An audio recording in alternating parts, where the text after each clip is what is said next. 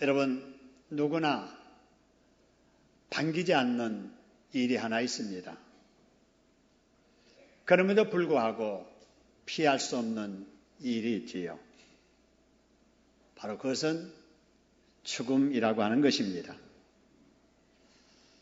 그래서 나머지 일로만 여겨졌던 죽음이 어느 날 내 집 일이 되기도 하고, 평소에 나무 일로만 여겨졌던 일이 자신의 일이 되기도 합니다. 지난 주일부터 살펴본 마르다와 마리아의 집에도 바로 그 죽음이 찾아왔습니다. 나이도 많지 않는 마르다와 마리아의 오빠인 나사로가 젊은 나이에 병을 앓다가 죽었기 때문입니다. 그래서 그 집에 초상을 치르고 있었습니다. 여러분, 초상 치루어지면 어떤 일이 있습니까? 우리 같이 교도관 19절의 말씀에 보니까 당시 이스라엘 사람들은 초상이 나면 어떻게 했는가? 많은 유대인들이 마르다와 마리아에게 그 오라비 죽은 일로 뭐 하러 왔도다 그래서요? 입원하러 왔다. 문상하러 왔더라 하는 말이에요. 상을 당한 가정에 찾아가서 문상하는 풍습은 이스라엘 당시 풍습이나 우리네 풍습이나 같은가 봅니다. 여러분, 이렇게 상을 당한 가정에 찾아가서 위문하고 문상하는 것은 대단히 중요한 일입니다. 여러분, 상을 당해서 슬플 때 누군가 찾아와서 문상을 해주면 큰 위로가 되기 때문입니다. 그래서 우리 어른들이 교훈하기를 바쁜 일이 있어서 혹 경사에는 빠지는 일이 있어도 상을 당한 제 문상은 빠지지 말아야 된다라고 합니다.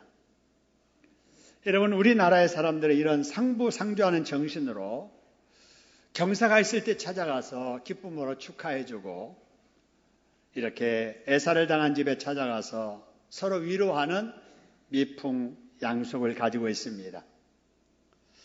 그런데 우리나라가 산업화되고 도시화되면서 이런 상부상조하는 정신들이 많이 약해지고 있지요.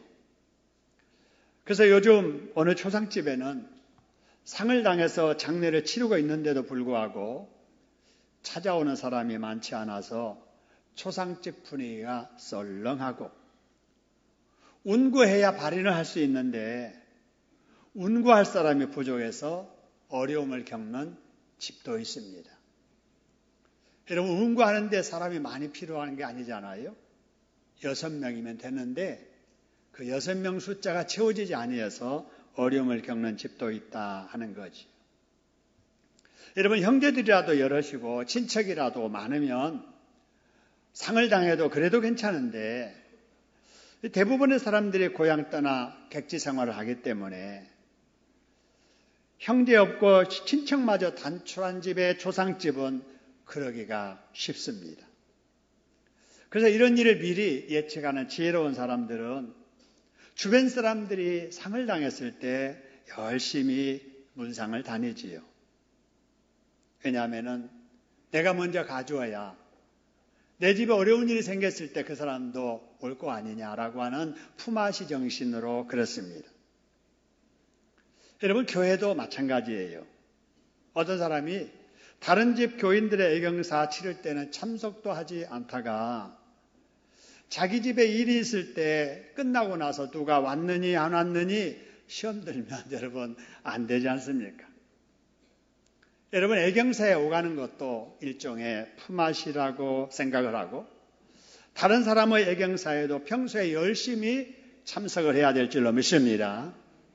여러분, 그런데 이런 품앗이 정신으로 애경사에 참여하는 것은 불신자들도 다 하는 일이잖아요.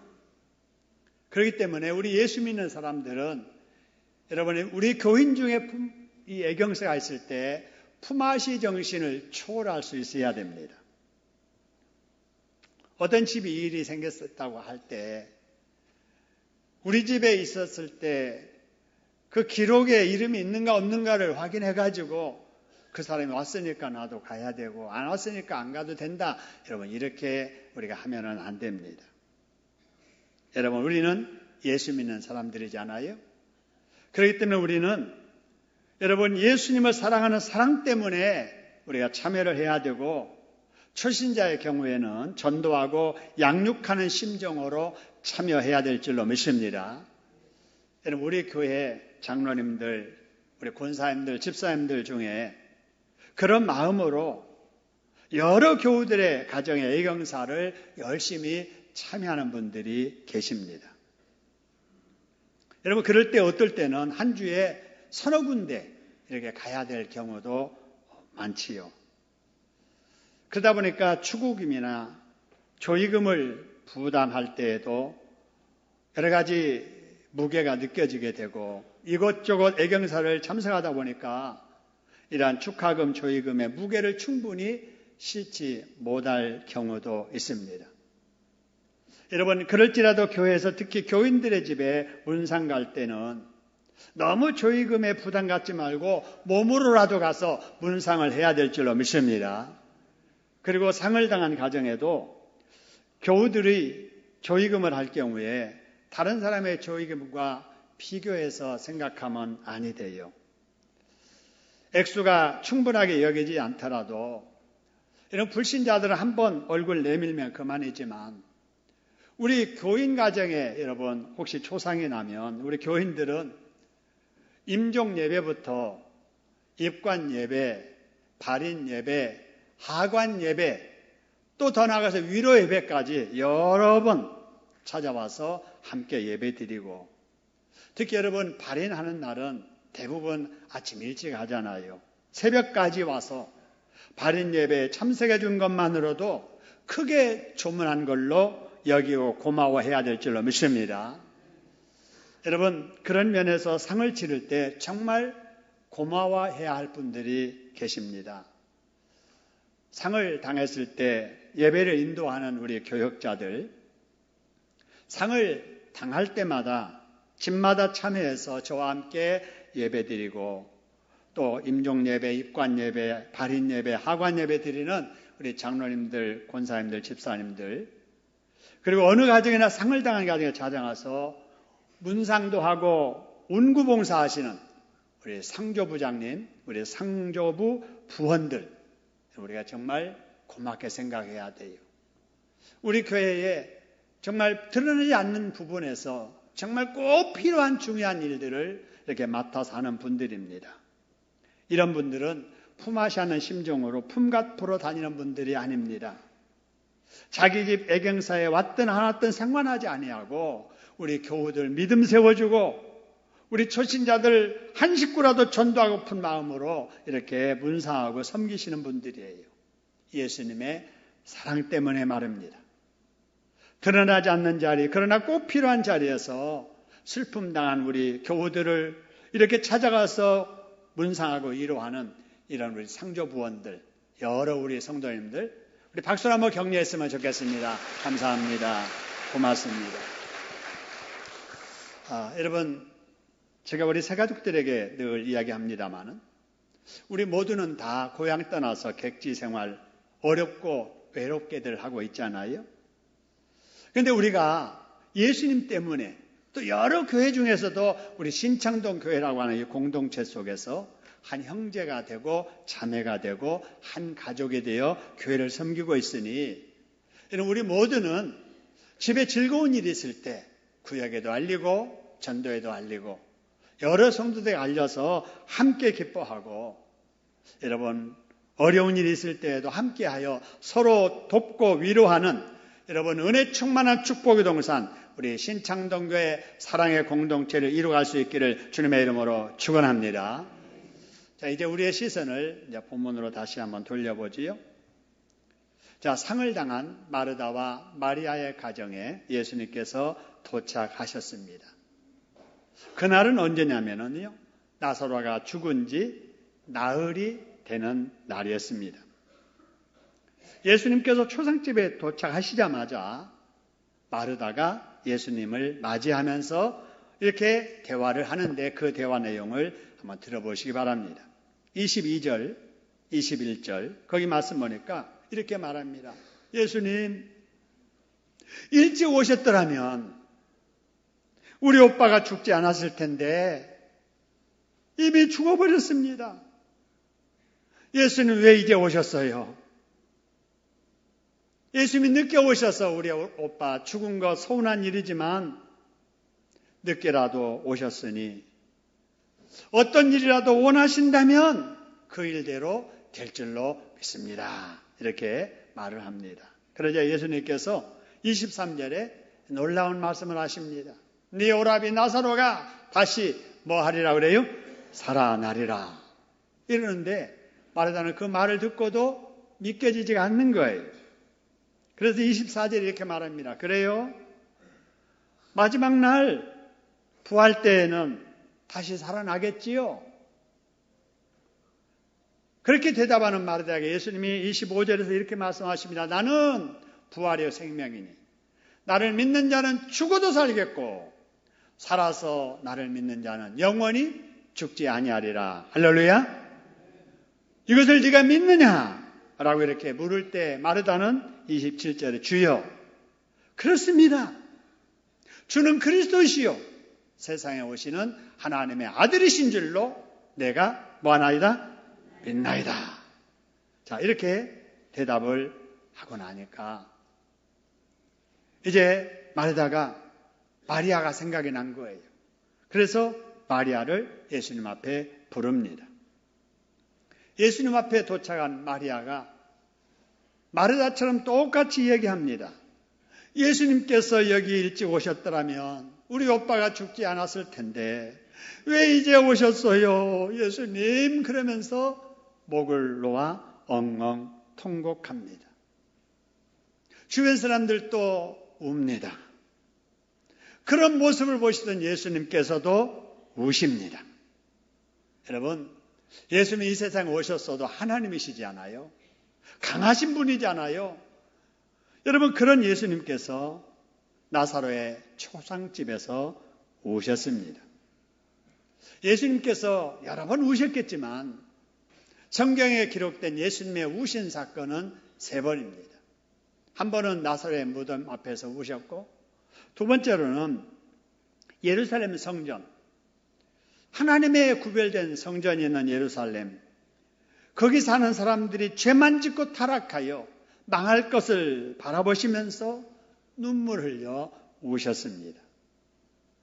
그리고 히브리서 5장 7절에 보니까 예수님께서 죄인들을 구원하기 위해서 십자가에 지시기 전에 눈물로 우시면서 기도하셨습니다. 여러분, 예수님이 이렇게 우셨다는 기록 3번 나오는데요. 여러분, 우리들도 울지 않습니까? 여러분, 사람들이 울 때는 언제 웁니까? 애들은 배고파서 울고 잠이 와서 울고 짜증나서 울고 싸우고 울고 그러지만 어른들은 어쩔 수 없는 큰일을 당했을 때 슬퍼서 울지 않아요. 해결하지 못한 일 앞에 답답해서 울지 않아요. 힘이 없어 당하지 않아도 될 일을 당했을 때 억울해서 웁니다. 그런데 여러분, 예수님은 예수님의 자신의 어떤 부족 때문에 우신 것이 아니라 우리 죄인들을 바라보시면서 우셨습니다. 할렐루야. 죄인들을 살려주시고 싶으셔서, 구원해주고 싶으셔서 우리 주님께서 우셨습니다. 그런데 예수님은 우실 뿐만 아니라 그 우시던 목적을 다 이루어 주셨습니다. 할렐루야. 여러분, 십자가의 죽으심으로 우리의 죄 문제를 해결해 주시고 천국 갈 길을 우리 주님께서 열어주셨습니다. 할렐루야. 여러분, 죽은 나사렛 문제는 어떻게 하셨는가? 43절, 44절에 보니까 죽은 지 나흘이나 되어서 시신이 썩어서 냄새나는 나사로의 시신 무덤을 향하여 우리 주님께서 명령하십니다. 나사로야, 나오너라! 그러자 죽었던 나사로가 살아나서 무덤으로 밖으로 걸어 나오는 겁니다. 할렐루야. 예수님은 죽은 나사로를 살려주셨습니다. 할렐루야. 그래서 죽음 때문에 절망이던 마르다와 마리아의 가정에 문제 해결의 역사, 새 생명의 역사, 축복의 기적이 일어난 겁니다. 할렐루야. 여러분, 이런 기적이 여러분의 가정에도 일어나기를 주님의 이름으로 축원합니다. 여러분의 삶 속에서도 이런 기적을 경험할 수 있기를 주님의 이름으로 축원합니다. 여러분, 그러기 위해서 우리가 이 본문 말씀을 읽고 들으면서 꼭 붙잡아야 될 4가지 교훈이 있습니다. 여러분, 그 중에 하나가 뭐냐? 여러분, 닥친 문제를 해결하려면은 누구를 찾아야 가야 된다고요? 예수님을 찾아가야 됩니다. 만일에 마르다와 마리아가 오빠 나사로가 병들어 죽게 되었을 때 예수님에게 사람 보내서 알리지 않았더라면 예수님은 안 오셨을 거예요. 그런데 아무리 수고하고 애쓰고 해봐도 문제 해결하지 못하니까 안 되겠다. 예수님께 알려서 예수님대로 해결해 달라고 하자 해서 사람을 보냈더니 예수님께서 나사로 이미 죽은 이후에 오셨지만 예수님께서 그 죽은 나사로를 살려주신 겁니다. 할렐루야. 여러분, 우리에게도 여러 가지 문제가 있습니다. 여러분, 이 세상에 문제 없는 사람이 아무도 없어요. 여러분 생각하기에 저에게 문제가 있을 것 같아요? 없을 것 같아요? 하나도 없을 것 같지요? 근데 저에게도 여러분에게 말 못할 문제가 있습니다. 어느 시점이 되면은 해결되면 목사님은 그때 이런 문제가 있었는데 우리에게 밝히지 않고 그냥 힘들게 기도하셨구나 알게 될 날이 있게 될 거예요. 여러분, 우리 보기에 구역장님은 아무 문제 없을 것 같고 우리 장로님 권사님은 아무 문제 없을 것 같지만 물어보면 내보다도 더 큰 문제를 안고 내색하지 않고 힘들게 기도하며 사시는 분들이 많이 계세요. 여러분, 경제적인 문제로 어려움을 당한 분들이 계시고요.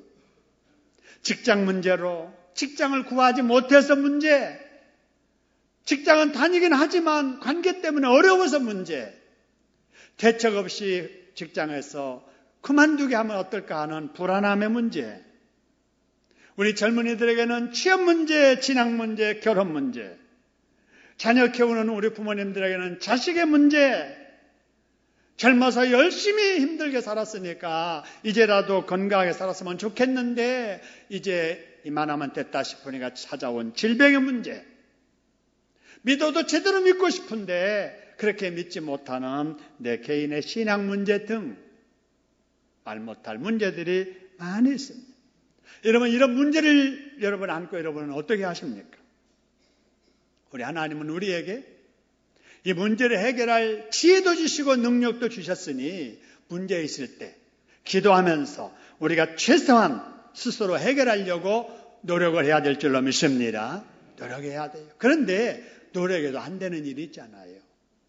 여러분, 그런 일은 어떻게 해야 되는가?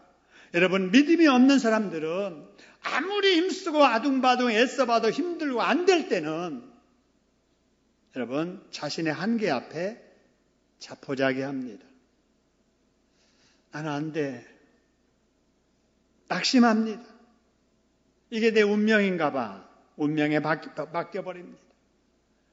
문제는 있는데 해결할 소망이 없으니까 술에 취해 사는 사람이 많이 있고 문제 안고 골방에 갇혀 사는 사람이 많이 있고 문제에 눌려 살다가 우울증에 사로잡힌 사람들이 많이 있습니다. 그러다가 해서는 안 될 짓을 저지르고 많은 사람들도 여러분 있잖아요. 여러분, 그러나 우리 예수 믿는 사람들은 절대로 그러면 안 됩니다. 이런 것들은 다 마귀에 붙들린 행동이기 때문에 그렇습니다. 우리 주님은 말씀하십니다. 할 수 있거든이 무슨 말이냐? 믿는 자에게는 능하지 못할 일이 없느니라. 할렐루야. 예수 믿는 우리들에게는 여러분 예수님 때문에 능하지 못할 일, 해결하지 못할 일이 없는 줄로 믿으시기를 소원합니다. 예수를 믿는 사람들에게는 믿고 기도하며 순종할 때 죽어 냄새나는 나사로를 명하여 살리신 그 능력이 저 여러분의 삶 속에서도 일어나게 될 줄로 믿으시기를 축원합니다. 문제 있을 때마다 여러분 믿고 기도하다가 나는 할 수 없는 문제, 예수님의 도우심으로 여러분 기적을 경험하며 살아가시기를 주님의 이름으로 축원합니다. 여러분, 오늘 본문의 이 사건을 통해서 붙잡아야 될 두 번째 교훈은 사람들이 가장 두려워하는 것이 죽음인데 예수 믿는 사람들은 이 죽음의 문제를 해결받았다는 사실입니다. 할렐루야. 여러분, 누구든지 예수를 믿기만 하면은 죽을지라도 다시 살아날 것이고, 살아있을 때 예수님을 믿는 사람들은 영원히 죽지 않을 줄로 믿습니다. 따라합시다. 나의 영혼은 죽었었지만 예수를 믿는 순간 살아났다. 할렐루야. 여러분, 우리의 영혼은 죽어있는 게 아니라 살아있는 줄로 믿습니다. 살아있습니다. 그렇기 때문에 예수 믿는 사람들은요, 죽어도 죽는 게 아니에요. 그래서 여러분, 요한계시록에 보면은, 또 요한복음에 보면 성도의 죽음을 뭐라고 했느냐? 잠이라고 했습니다. 성도의 죽음을 뭐라고 했다고요? 잠이라고 했어요. 지난주에 살펴본 여러분 11절 12절에 보니까 나사로가 죽었다는 것을 아신 예수님께서 이렇게 말씀하십니다. 내 친구 나사로가 뭐 했도다? 잠들었다. 지금 잠들었도다 이 말은 나사로가 뭐 했다는 거예요? 우리말로 하면 뭐 했다는 거예요? 죽었다는 건데 예수님은 잠들었다 그러시면서 12절에 내가 잠든 나사로를 뭐하러 가노라? 깨우러 가노라 라고 이렇게 말씀하신 거예요. 여러분, 그렇습니다. 여러분, 우리는 지금 각자 흙으로 빚어진 육체 속에 머물고 있습니다. 여러분, 자세히 생각해 보세요. 자, 나는 과연 누군가? 이 육체, 이 몸뚱어리가 나인가? 아닙니다. 여러분, 이 몸속에 진정한 나가 여기 머물고 있는 거예요. 그래서 흙으로 빚어진 육체 속에 진정한 나인 영혼이 함께 이렇게 있을 때 우리는 살았다라고 말을 하고요. 자, 육신은 흙으로 지어졌기 때문에 유효기간이 있습니다. 근데 유효기간이 다 되면은 함께 있던 이 육체와 분리되게 돼요. 왜냐하면 흙으로 이건 돌아가야 되니까. 그럴 때 우리는 죽었다라고 말하는 거예요.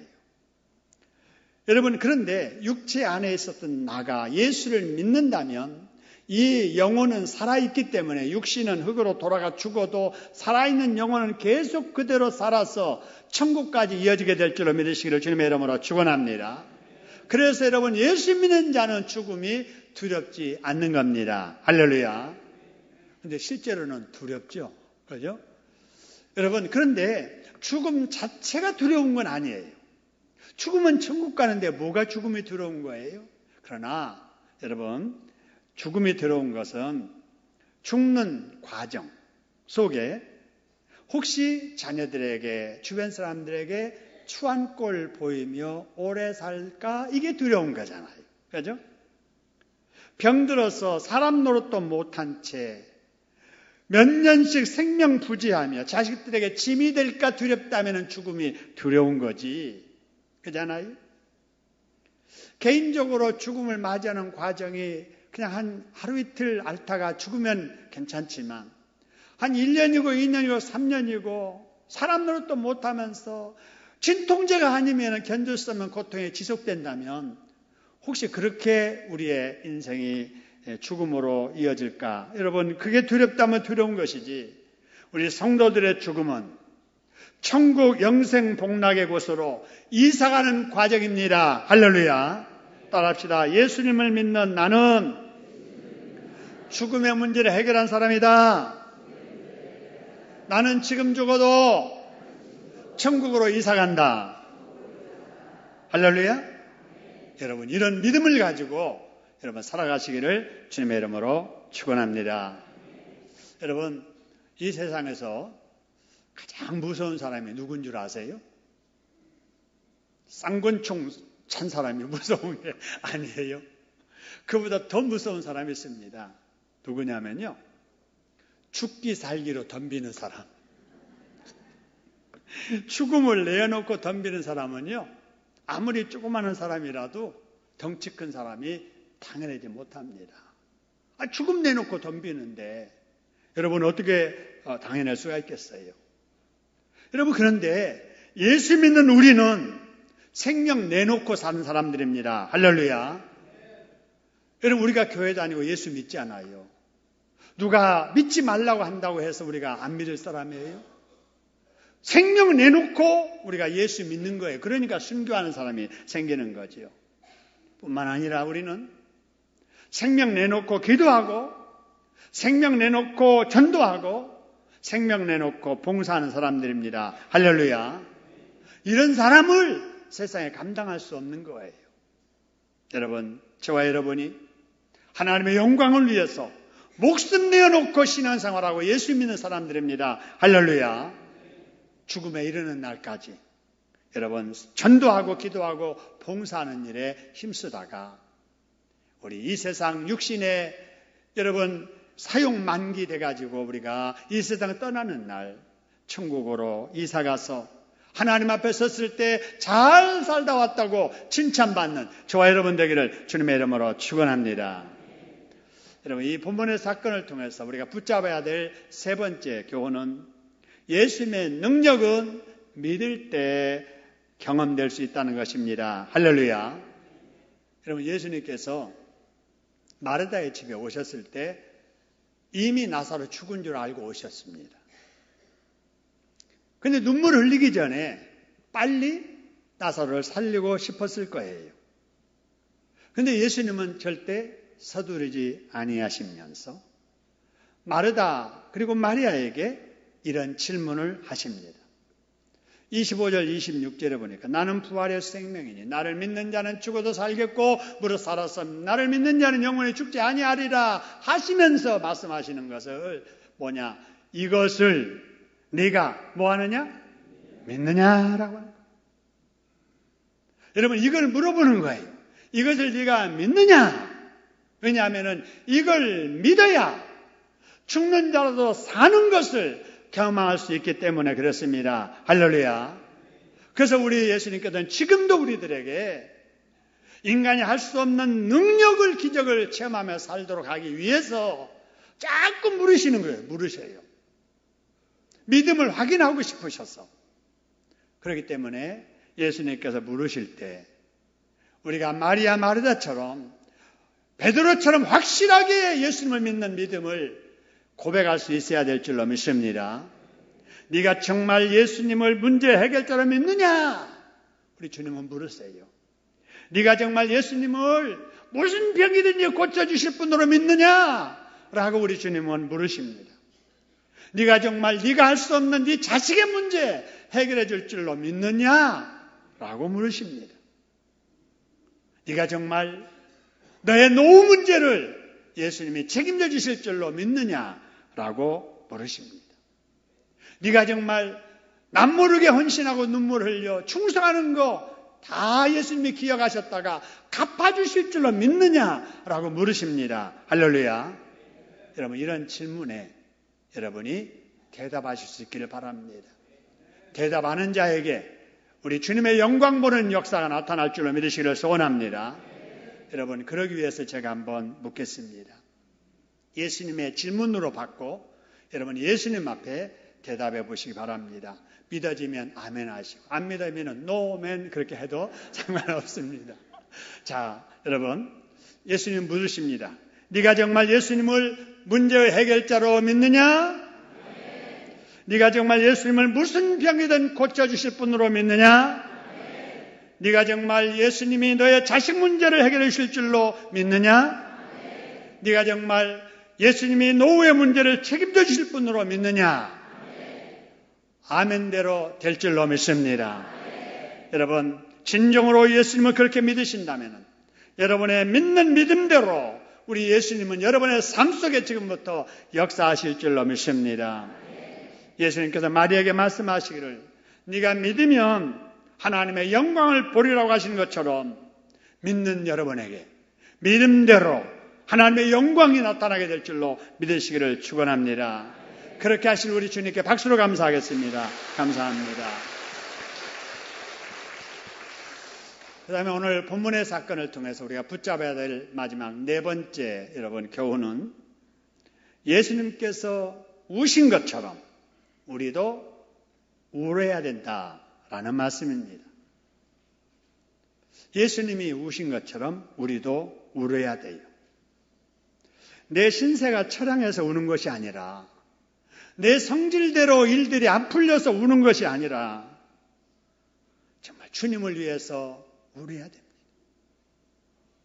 이웃을 위해서 울어야 돼요. 우리 청소년들을 위해서 정말 눈물로 우리가 기도해야 됩니다. 나라를 위해서 우리가 눈물로 기도해야 되고 사명 감당을 위해서 고쳐야 되는데 아직도 고쳐지지 못한 악한 습관 그거 고치기 위해서 우리가 울어야 합니다. 여러분 마른 눈을 가지고는 천국에 들어갈 수 없습니다. 한번 따라해 볼까요? 마른 눈을 가지고는 천국에 들어갈 수 없다. 여러분 요새 현대 문명이 발달된 이 시대에 사는 우리들 눈에 눈물이 다 말라버렸습니다. 눈이 눈물이 말라버렸어요. 배고프고 어렵고 힘들 때는 하나님 앞에 눈물을 흘리면서 기도했던 회개하면서 애통했던 눈의 눈물이 다 말라버렸어요. 눈에 눈물이 마르니까 가슴에 은혜가 메마른 거예요. 그러니까 아무리 편리한 시대에 배부르게 먹고 편하게 살아도 마음에 편안함이 없는 것입니다.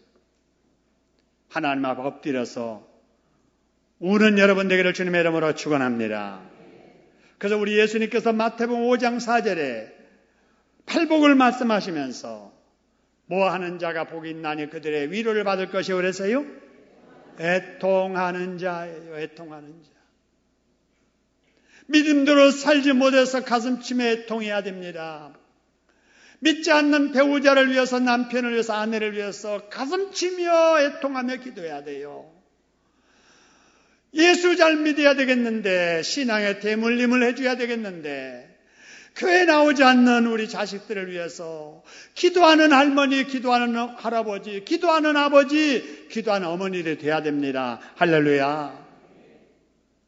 우리 교회가 교회답게 내가 하나님의 자녀답게 사명자를 감당하기 위해서 하나님 도와달라고 능력 없음을 불쌍히 여겨달라고 할 수 있는 환경 달라고 우리가 눈물 흘리면서 여러분 기도해야 됩니다. 할렐루야. 그런 사람이 눈물 없는 천국에 가서 우리 주님 우리 하나님의 위로를 받게 될 줄로 믿으시기를 주님의 이름으로 축원합니다. 하나님 앞에 울 수 있는 좋은 시간은 새벽 시간이에요. 하나님 앞에 울 수 있는 좋은 장소는 교회입니다. 여러분 퇴근할 때라도 교회 들려서 한번 눈물을 흘려 기도해 보세요. 여러분 시간 나는 어느 시각이라도 지나가시다가라도 교회 들려서 눈물로 한번 여러분 울어보세요. 새벽에 교회 나와서 하나님 앞에 우는 여러분 되시기를 주님의 이름으로 축원합니다. 새벽에 우는 소리 그쳐지지 않는 교회가 부흥하게 되어 있다고요. 정말 눈물이 메말라 있는 이 시대에 우리 주님은 우는 자를 찾으시는 줄로 믿으시기를 주님의 이름으로 축원합니다. 하나님 앞에 우는 사람 앞에 우는 일이 없도록 하나님이 책임져 주실 줄로 믿으시기를 주님의 이름으로 축원합니다. 그래서 여러분 모두 장마철 무더위 중에도 애통하는 자에게 위로해 주시는 복을 경험하며 살아가는 저와 여러분 되기를 주님의 이름으로 축원합니다. 통성 한번 기도하죠. 하나님